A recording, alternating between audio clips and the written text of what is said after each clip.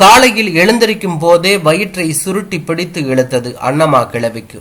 குடிசையின் மூளையிலிருந்து அடுக்கு பானைகளில் கைவிட்டு துளவி கொண்டே கஞ்சி காய்ச்சலாம் என்றால் ஒரு பொட்டு தானியம் கூட சிக்கவில்லை.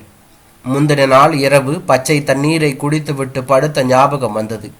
மீண்டும் அப்படியே மதியம் வரை படுத்து கிடந்தாள். ஊராம் வீட்டு சொத்துனா பேயா பறக்கிறாளுங்க.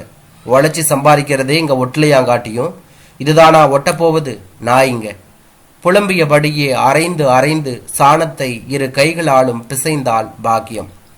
சத்தம் கேட்டு எழுந்து வெளியே வந்தாள் அன்னம்மா கிழவி.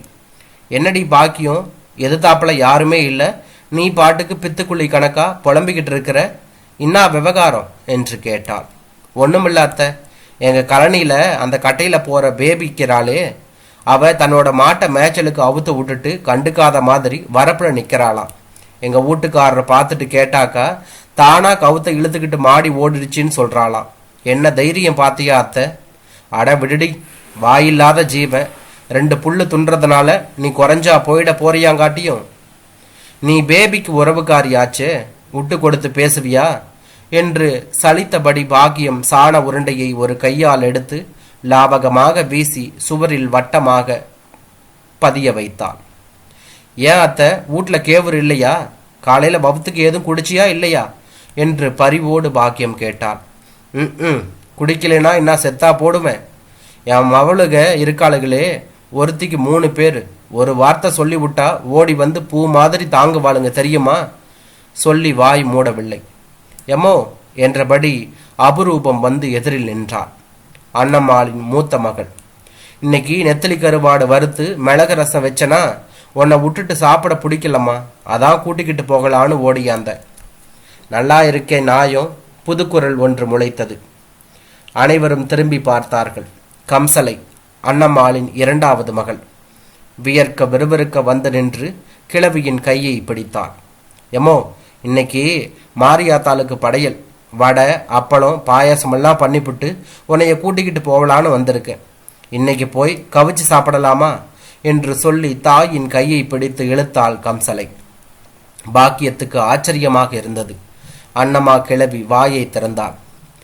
எனக்கு இன்னாத்துக்கு நெத்திலி கருவாடும் வடை பாயாசமும், இப்பதான் கேவரு கூழு சட்டி நிறைய கரைச்சி குடிச்சேன். வயிறு நிறைஞ்சிடுச்சு. போதும் போதும் பிள்ளைங்களா, போய் உங்க வேலையை பாருங்க. ஏம்மா, நீ பொய் சொல்ற. மூஞ்சிய பார்த்தா சாப்பிட்டதும் சாப்பிடாததும் தெரியாம போயிடவா போகுது. போன வாரம்தான் நீ முதலியார் கழனிக்கு களை எடுக்க போனையாம். கூலி காசு கூட அவங்க உனக்கு தரலன்னு கேள்விப்பட்டேன். தள்ளாத காலத்துல சொந்த காலில் நிற்கணும்னு வீம்பு பிடிச்சி இந்த இடிஞ்ச குடிசையில கிடந்து ஏன் பாலா போற? ஒரு 2 நாளாவது வந்து நிம்மதியா என் வீட்டில் குந்து. நான் சமைச்சு போடுற சோத்தையும் குழம்பையும் வயிறார சாப்பிடு, என் மனசு சந்தோஷப்படும் என்றாள் அபரூபம். கனைப்பு சத்தம் கேட்டது. நிமிர்ந்து பார்த்தாள் பாக்கியம். செவந்தி, அன்னம்மாவின் 3வது மகள், ஆத்திரத்தோடு வந்து எதிரில் நின்றாள். தன் தமக்கைகளை நெருப்பு பார்வையால் முறைத்தாள். மூக்குல வேத்தாப்புல எல்லோரும் முந்திக்கிட்டீங்களா? இன்னைக்கு அம்மாவை உங்க 2 பேர் கூடவும் அனுப்ப முடியாது. போன மாசமெல்லாம் நீங்க கூட்டிகிட்டு போய் சீராட்டினீங்க இல்லையா? இந்த மாசம் எனக்கு நீங்க விட்டு கொடுக்கணும். அம்மோ, உன் பேர ஆனந்து பாட்டியை பார்க்கணும், கூட்டிக்கிட்டு வான்னு அழுதுகிட்டே இருக்கான். எங்க வீட்டில் விருந்தெல்லாம் ஒன்றும் கிடையாது. வெறும் கேவருக்களையும் கீரை குழம்பும் பண்ணி முட்டை அவிச்சு வச்சிருக்கேன். நீ கட்டாயம் என் வீட்டுக்கு தாமா வரணும் என்று தாயை பிடித்து இழுத்தாள். கிழவியை ஆளுக்கு இழுக்க பாக்கியம் மத்தியஸ்துக்கு வந்தாள். எம்மாடி, அக்கா தங்கச்சிக்குள்ள ஏன் இப்படி சண்டை போட்டுக்கிறீங்க?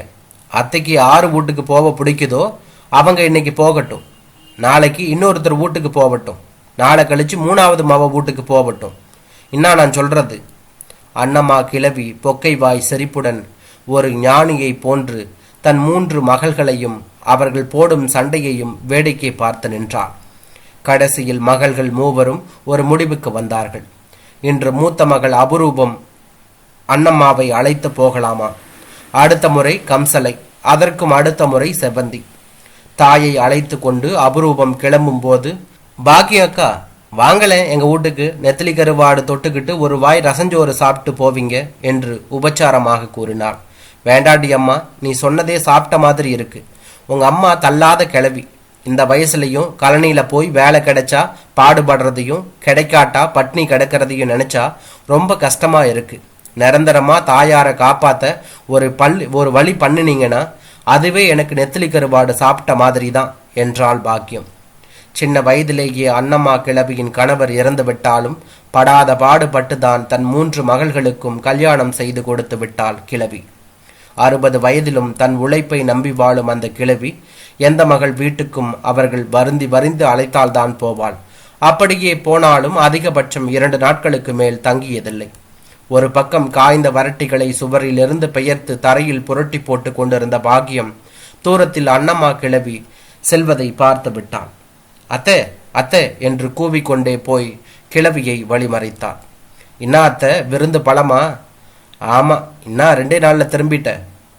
அட போடி போக்கத்தவளை என்று மேலே நடக்க தொடங்கிய கிழவியை, இரு அத்தை, உன்னையத்தான் பார்க்கணும்னு நினைச்சுக்கிட்டு இருந்தேன், நீயே வந்து புட்ட. ஒரு 2 ரூபா காசு இருந்தா கடன் கூட. மூளைக்கடை செட்டியாருக்கு கடனை திருப்பி தந்துட்டு வெத்தலை வாங்கணும். வர்ற புதன்கிழமை உன் பணத்தையும் திருப்பி தந்துடுற அத்தை. அட, நீ ஒரு பொவுசு கெட்டவ, யாருக்கிட்ட காசு இருக்கு? இன்னா அத்தை, என்கிட்டயே பொய் சொல்ற. நேத்திக்கு தபால்காரரு உனக்கு பென்ஷன் துட்டு கொண்டாந்தாரு, நான் தானே அபரூபம் வீட்டுக்கு அனுப்பிச்சு வச்சேன். ஆமா, கொண்டாந்தான், கொடுத்தான், இல்லைங்களடி. ஆனா என் மவ அபூர்வம் தன்னோட பிள்ளைங்களுக்கு துணிமணி எடுக்கணுமா, ஸ்கூலுக்கு பணம் கட்டணும்னு கேட்டு வாங்கிட்டாலே. இப்ப சல்லி காசு கூட என்கிட்ட இல்லையேடி. இன்னாது, அத்தனை ரூபாயுமா வாங்கினா? நீ ஏன் கொடுத்த? இன்னாடி பாக்கியம், ஏன் கொடுத்தன்னு கேட்குற? டவுன்ல ஹோட்டலில் சோறு துண்ணா பில்லு கொடுப்பான், பார்த்துருக்கியா? அந்த மாதிரி தான் மிளகு ரசம், சோறு, நெத்திலி கருவாடும் சும்மா போடுவாங்களாமா? 2 நாள் சோத்துக்கு பில்லு பணம் யார் தர்றது? நான் என் பென்ஷன் பணத்தை கொடுத்துட்டு வந்துட்டேன். அப்படின்னா உனக்கு அடுத்த வேலை கஞ்சி ஆண்டவன் ஊத்துவாண்டி. இந்த கழுதைங்களை நம்பியா கடவுள் என்ன படைச்சான்? மாசம் எனக்கு பென்ஷன் பணம் வர்ற சமயம் ஓடியாந்து சீராட்டுக்கு அழைச்சிக்கிட்டு போவாளுங்க. நானும் என் மேல அன்புனால கூப்பிடுறதா நினைச்சு ஆரம்பத்துல போனேன். அப்புறமேட்டுக்கு தான் புரிஞ்சது, அன்பு என் மேல இல்ல, எனக்கு வர்ற மணி ஆர்டர் துட்டு மேலதான் இருக்குன்னு. புருஷனுக்கு வைத்தியம் பார்க்கணுமா, பிள்ளைங்களுக்கு செலவு இருக்கணும், அரிசி வாங்கின கடன் கொடுக்கணும்னு ஒவ்வொருத்தையும் ஒவ்வொரு தபாவையும் ஏதாச்சும் கதை சொல்லுவாளுங்க. நானும் நம்பிட்ட மாதிரி காசை முழுசா கொடுத்துவிட்டு வந்துடுவேன்.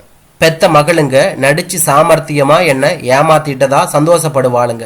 ஆனா நான் ஒவ்வொரு மாசமும் ஏமாந்துட்டு தான் நடிச்சு பணத்தை கொடுத்து அவங்கள சந்தோஷப்படுத்த முடியுதேன்னு சந்தோஷப்பட்டுக்கிட்டு வந்துடுவேன். அன்னம்மா கிழவி பேசிய போது சிலை போல நின்ற பாக்கியத்தின் விழிகளில் நீர் திரண்டு பொலவென்று கொட்ட ஆரம்பித்தது. அருகில் சென்று கிழவியின் உழைத்து காய்பேறிய கரங்களை ஆறுதலாக பற்றி கண்ணில் ஒற்றி கொண்டாள்.